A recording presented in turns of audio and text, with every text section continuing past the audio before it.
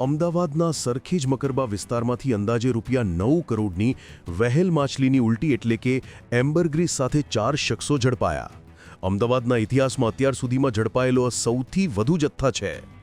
રિંકુ સિંહ, શશાંક પાંડે, જતીન પટેલ અને એજેક્સ વ્યાસ નામના આ શખ્સોએ સુરતના એક વેપારી પાસેથી 8.7 કિલો વેચવા માટે લીધું હતું. તરતા સોના તરીકે ઓળખાતા પદાર્થનો ઉપયોગ દવા, અત્તર અને પરફ્યુમ બનાવવા માટે થતો હોય છે. વ્હેલ માછલીના આતરણામાં બનતો આ પદાર્થ વ્હેલ માછલી ઉલટી કરે ત્યારે બહાર નીકળતો હોય છે. લાંબા સમય સુધી પરફ્યુમ તેમજ અત્તરની સુગંધ આ ઉલટીને કારણે જ રહેતી હોય છે. ભાગ્યે જ આ પદાર્થ જોવા મળતો હોય. એની આંતરરાષ્ટ્રીય બજારમાં 1 કિલોની કિંમત 1 કરોડ જેટલી છે. 4 મહિના પહેલાં પણ અમદાવાદમાંથી એમ્બરગ્રીસનો જથ્થો ઝડપાયો હતો. ગુજરાતમાં આવી ઘટનાઓ છેલ્લા વર્ષોમાં ખૂબ વધી છે.